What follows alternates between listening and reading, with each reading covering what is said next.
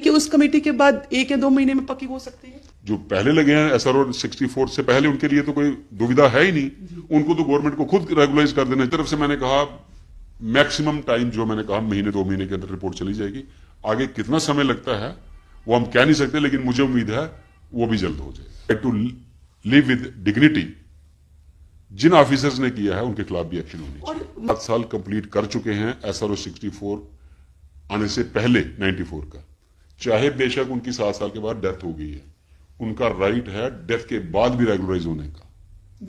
जब वो रेगुलराइजेशन का ऑर्डर होगा, उनके किसी बच्चे का भी अधिकार है कंपैशनेट अपॉइंटमेंट लेने का। फादर के जीवन में रेगुलराइजेशन ऑर्डर नहीं निकला, इसका मतलब ये नहीं है कि उसका राइट खत्म, कि उनका ह्यूमन राइट्स तो ना वायलेट होना चाहिए। वो हम रिपोर्ट देंगे कि इनके साथ भी जस्टिस हो, इनको भी रेगुलराइज किया जाए on the pattern of SRO 64 of 94, लेकिन जिन्होंने लगाया उनके खिलाफ भी एक्शन। लगातार अपनी आवाज बुलंद कर रहे हैं, पर कहीं ना कहीं अपनी बात को जिस तरह से आगे रखना चाहिए, कौन रखे, कहां रखे, किसके पास जाए, उनको समझ में नहीं आ रहा था।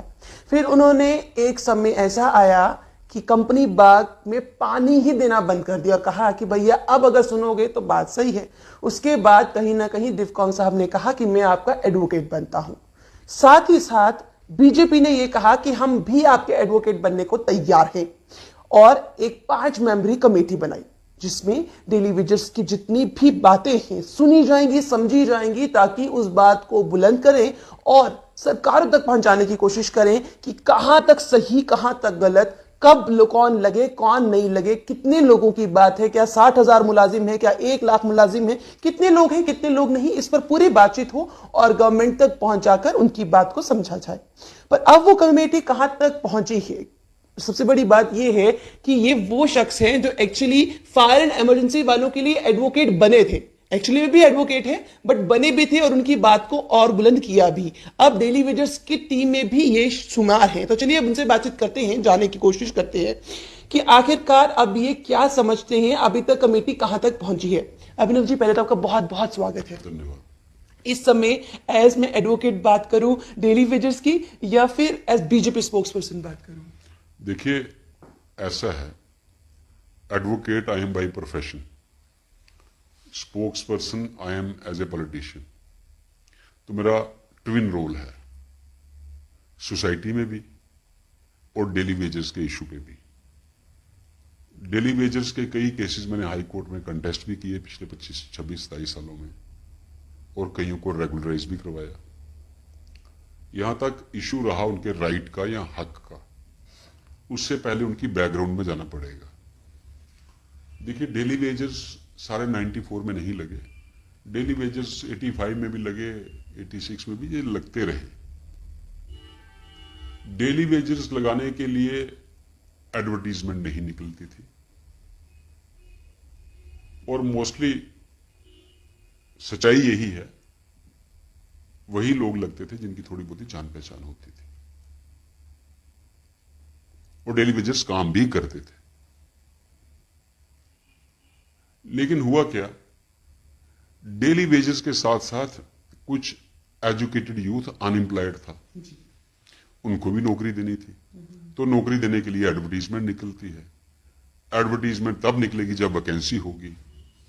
अगर आप रेगुलर वैकेंसीज के लिए सिर्फ डेली वेजेस लगाएंगे तो एडवर्टाइज कब करेंगे?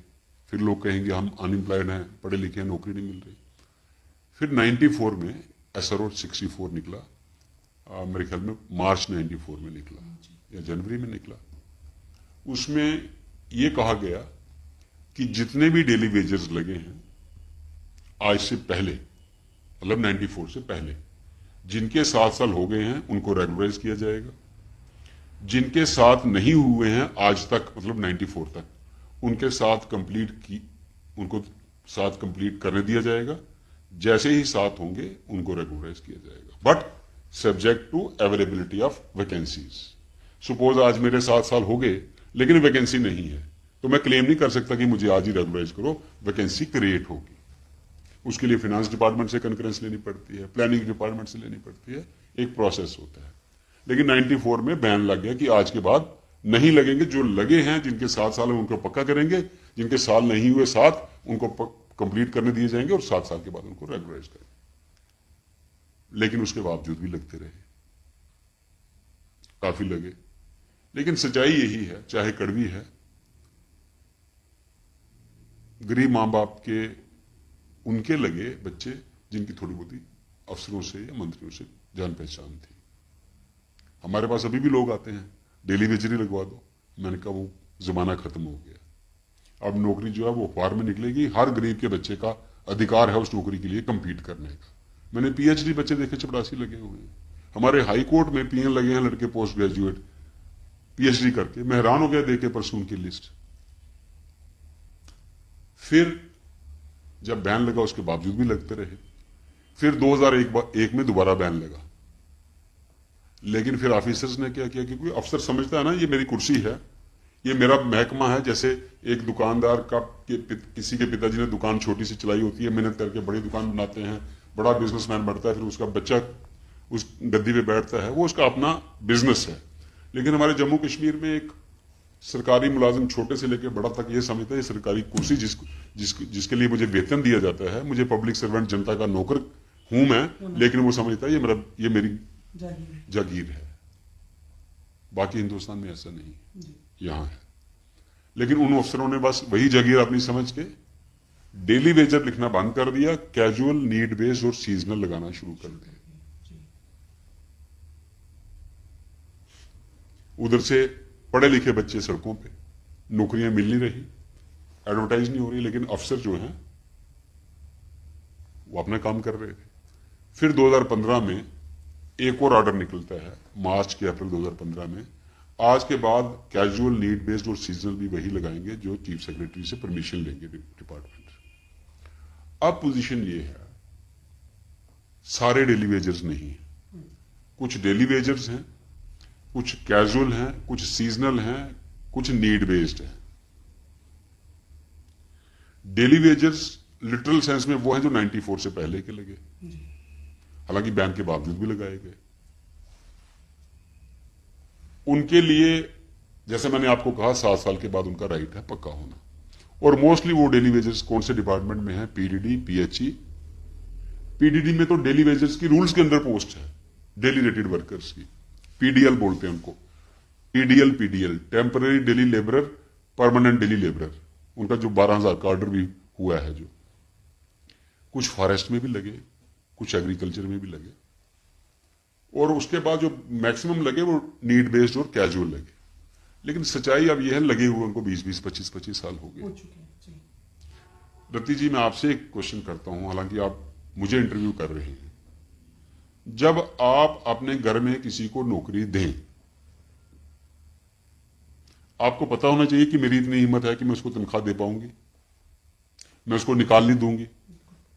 जब आपने 85 से लेके 2008 तक आपकी सरकार रही, नेशनल कॉन्फ्रेंस की, मोस्ट ऑफ द टाइम अकेले ही सरकार में रही है, कांग्रेस के साथ रहे। आपने 85 में लगाए, 86 में लगाए, और 25-25 साल उनको पक्का ही नहीं किया, और ह्यूमन राइट्स की वायलेशन की।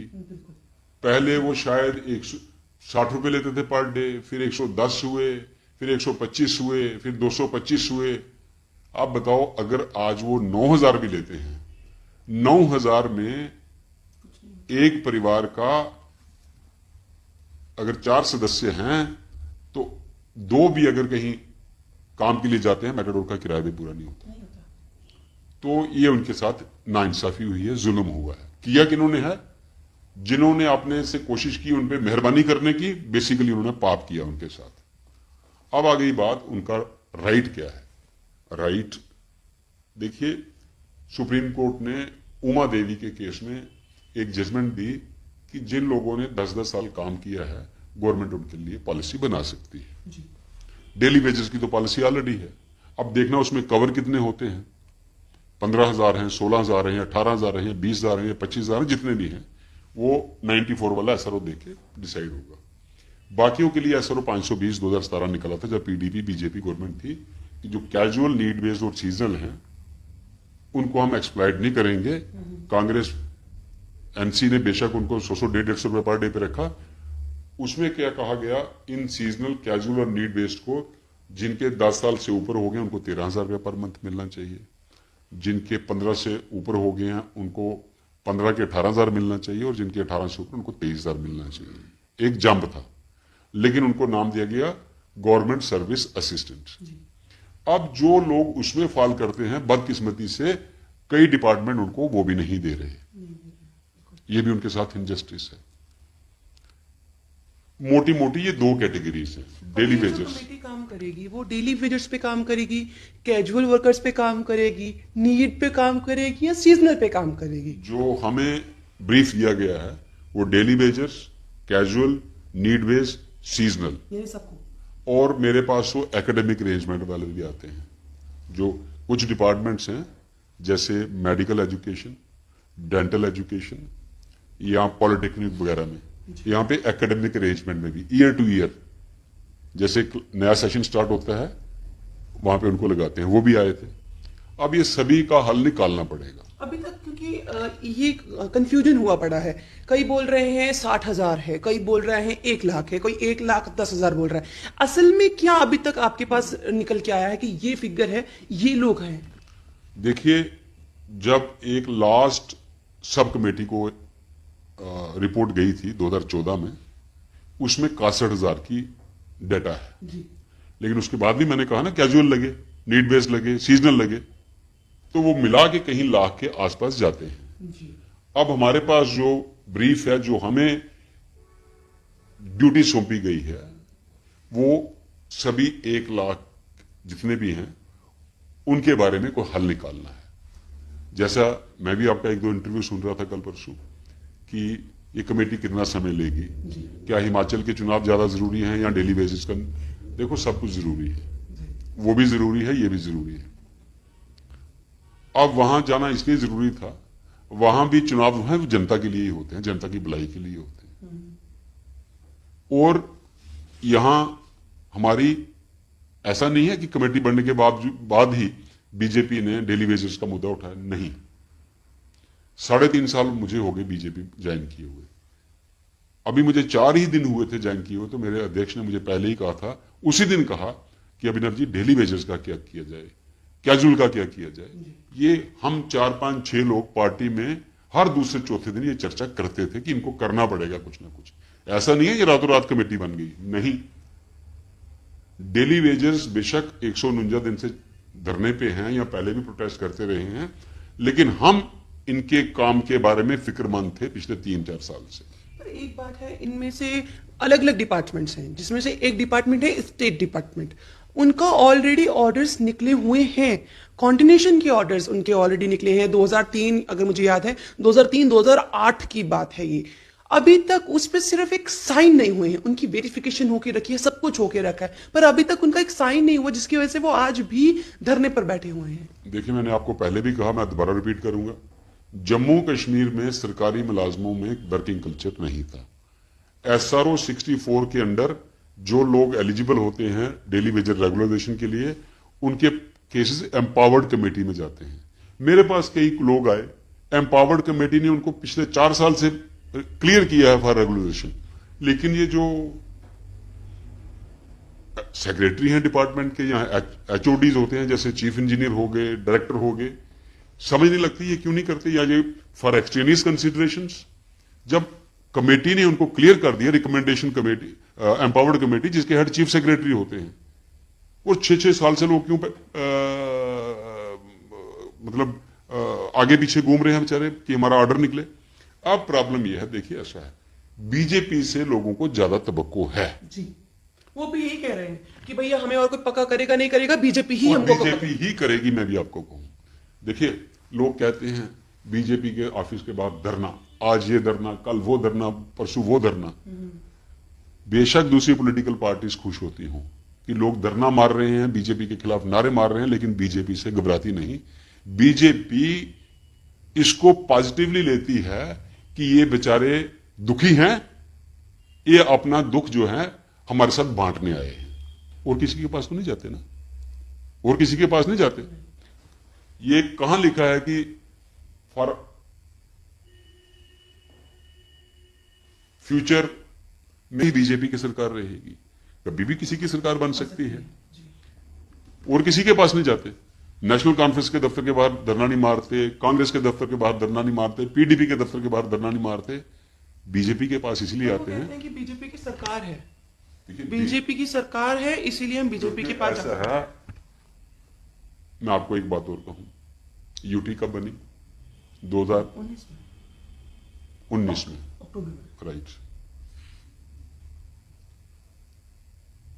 नहीं, अगस्त 2 गिरी थी बीजेपी और पीडीपी की, 15 में, 18 में। 1 साल का गैप था बीच में। तब तो यहां बीजेपी के एलजी ना थे, लेफ्टिनेंट गवर्नर थे। वैसे लेफ्टिनेंट गवर्नर और गवर्नर किसी पार्टी के नहीं होते, ठीक?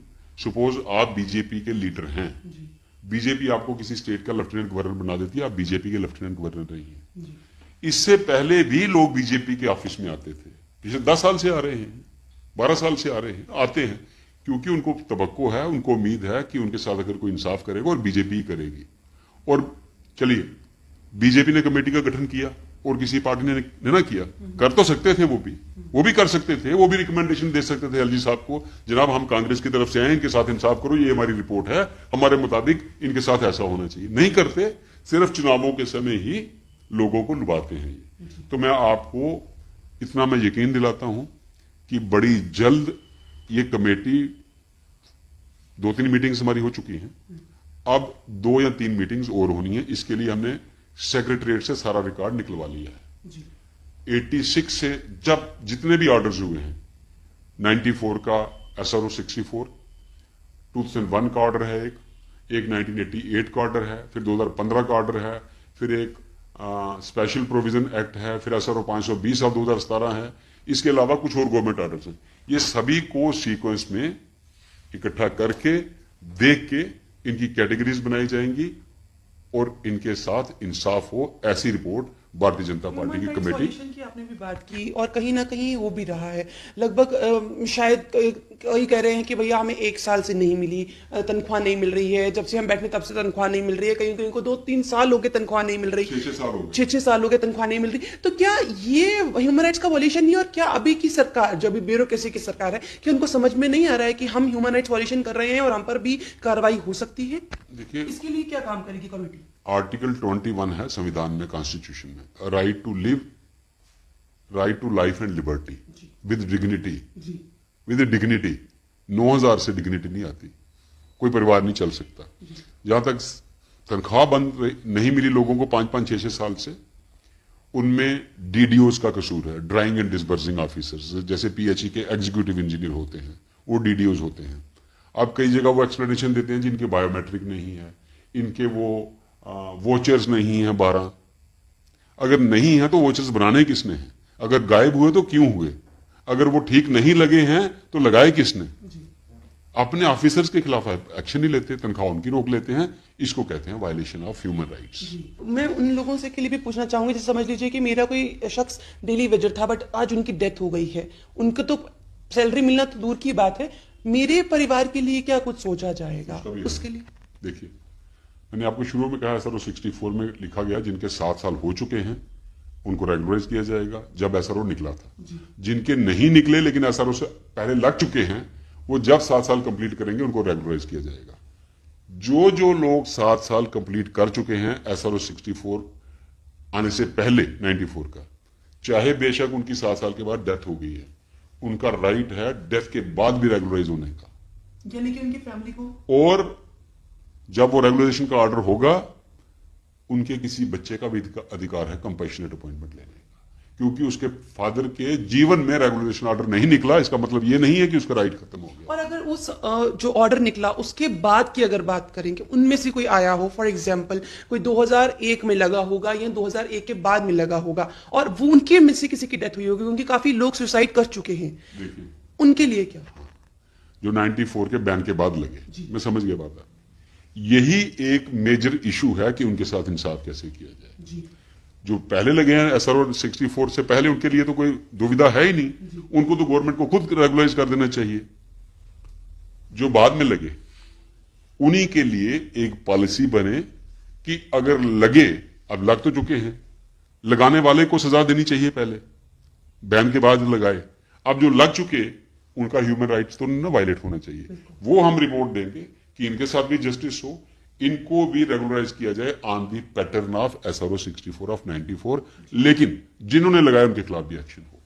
साथ साथ में अब आखिरी में चलते चलते एक लास्ट सवाल, क्या ये अब आपके इंटरव्यू के बाद, क्योंकि ये हमेशा डेली वेजर्स एक बार जिसकी साइड होते हैं वो हो जाते हैं और वो कहते हैं कि हम आपके साथ खड़े हैं, तो वो अपना एक एडवोकेट उनको बना लेते हैं, जैसे उन्होंने डिवकॉम को अपना एडवोकेट बनाया हुआ है। वो आपकी बात, अब मेरा इंटरव्यू होगा वो डेफिनेटली इस वीडियो को देखेंगे, तो वो आपसे उम्मीद करेंगे कि क्या असल में कब तक हम आपसे ये उम्मीद रख लें कि हाँ हम पक्के हो जाएंगे या ऐसा हो जाएगा, SRO 64 लागू हो जाएगा, रेगुलेशन कोई पॉलिसी, कुछ अभी तक प्लान? देखिए ऐसा है, मेरे पास ये डेली वेजेस अब के नहीं आ रहे। ये मैंने पॉलिटिक्स ज्वाइन करने से पहले भी, मैंने आपको पहले कहा, मैंने 1000, 2000, 3000 पहले ही कोर्ट से रेगुलराइज कराए हैं। ये मेरे पास पहले भी आते हैं। तो इस कमेटी के गठन के बाद ये ज्यादा आ रहे हैं, इसमें कोई दो राय नहीं। और आपके माध्यम से मैं उनको आश्वासन नहीं, पूरी तरह यकीन दिलाता हूं कि ज्यादा से ज्यादा उनके साथ इंसाफ करने की हम कोशिश करेंगे, ना ही कोशिश एंश्योर करेंगे कि उनके साथ इंसाफ हो, जो इंसाफ उनको पुरानी सरकारों ने पिछले 25 साल से डिनाई किया। कोई टाइम पीरियड अप्रोक्सीमेटली? मुझे लगता है महीने 2 महीने के अंदर हमारी रिकमेंडेशन चली जाएगी। बहुत बहुत शुक्रिया। तो शायद महीने 2 महीने में रिकमेंडेशन चल जाएगी और अगले महीने तक, क्योंकि इनकी रिकमेंडेशन होगी जिसमें एक एडवोकेट होंगे, जो 2 मंत्री ऑलरेडी PhD के रहे हैं वो होंगे, एक MLA उनमें से हैं और एक MLA अलग पार्टी के थे बट वो भी अभी इस पूरी कमेटी का हिस्सा है, तो किसे इनकी एक वजन तो पड़ ही जाएगा। तो यानी कि उस कमेटी के बाद 1 या 2 महीने में पक्की हो सकती है। देखिए हम सरकार नहीं है, हमने सरकार को ये रिकमेंडेशन देनी है कि क्योंकि हम जनता के रिप्रेजेंटेटिव कुछ रहे हैं, पब्लिक फील्ड में हैं, जनता हमारे पास आती है, हमारा दायित्व बनता है कि जनता का मुद्दा लेकर सरकार तक जाएं। अब सरकार जहां तक है, EUT है जम्मू कश्मीर, तो UT को एडमिनिस्टर करती है होम मिनिस्ट्री। एक रिपोर्ट दी जाएगी लेफ्टिनेंट गवर्नर साहब के पास, जो होम मिनिस्ट्री के एडमिनिस्ट्रेटर होते हैं, जिनको LG हम कहते हैं, लेफ्टिनेंट गवर्नर। बेसिकली कॉन्स्टिट्यूशन में एडमिनिस्ट्रेटर पोस्ट है, उसमें लिखा है by what ever name call. आप एडमिनिस्ट्रेटर को LG भी कह सकते हैं, गवर्नर भी कह सकते हैं। एक रिपोर्ट होम मिनिस्ट्री में जाएगी। तो मुझे उम्मीद है, चूंकि हमने ये सारा डाटा इकट्ठा करके जनता के काज के लिए रिपोर्ट देनी है, लोगों के हक की बात करनी है, और सरकारें चाहे दिल्ली में हो, चाहे जम्मू कश्मीर में LG की एडमिनिस्ट्रेशन हो, ये लोगों की भलाई के लिए होती है। जब रिकमेंडेशन जाएगी, मुझे पूरा उम्मीद है उस पर वो जरूर पॉजिटिव कार्रवाई करेंगे। 3 महीने हम रुक जाए। देखिए, हमारी तरफ से मैंने कहा मैक्सिमम टाइम, जो मैंने कहा महीने 2 महीने के अंदर रिपोर्ट चली जाएगी। आगे कितना समय लगता है वो हम कह नहीं सकते, लेकिन मुझे उम्मीद है वो भी जल्द हो जाएगा। यानी कि महीने 3 की वेट कर लीजिए, तो शायद एक अच्छी खुशखबरी जो है वो डेली वेजर्स के लिए जरूर निकल कर सामने आएगी और कहीं ना कहीं उनको एक राहत भरी सांस मिलेगी। उन लोगों को जिनके अभी तक सैलरी नहीं पहुंची है, उन लोगों को जिनके परिवारजन आज हमारे बीच में नहीं है, उन लोगों को जो ना जाने कितनी सालों से अपनी डिग्निटी खोकर ये काम कर रहे थे। आपको क्या लगता है? अपनी कमेंट बॉक्स में